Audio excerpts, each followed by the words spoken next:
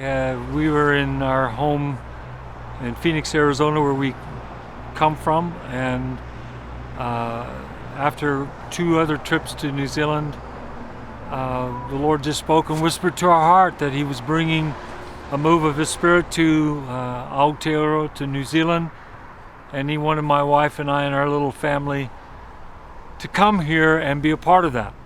Lynn and I, my wife and I, co-pastor a church in Tauranga where we make our home, and we've now been pastoring that church. We're just passing the 30-year mark, and in that time we've learned a lot. We've learned a lot about ourselves, how to face ourselves. We've had to face our Americanisms. We've had to embrace Kiwi. We've had to learn a lot of different things, and then through it really develop an incredible love for Maori people.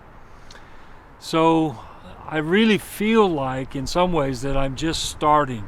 It's taken 30 years to, in a sense, get matured to where I can maybe, just maybe, see what God is up to and how He is going to do it far different than we imagined. All the tools in the tool belt are in the country. The apostles, the prophets, the evangelists, pastor, teachers. So God has downloaded into this nation, this great nation, all the needed resources in terms of people.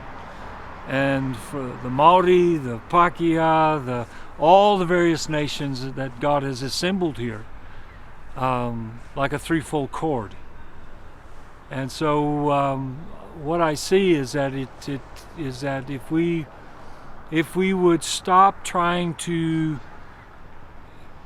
do it positionally, and really in relationship with humility, dialogue, talk, and then realize that we need everybody together, working together.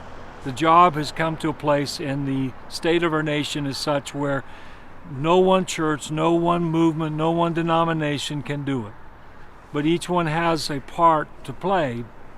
So to me it starts with conversation, dialogue, and the needed humility to recognize.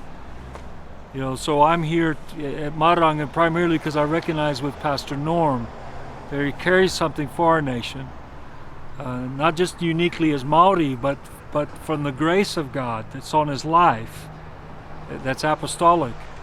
I salute that. I need that kind of relationship and that connection. If I'm going to bring my peace, he brings his peace. If all of us collectively, we're going to need that kind of recognition of those that God has raised up with that kind of leadership grace upon their life. So that's what I'm doing here.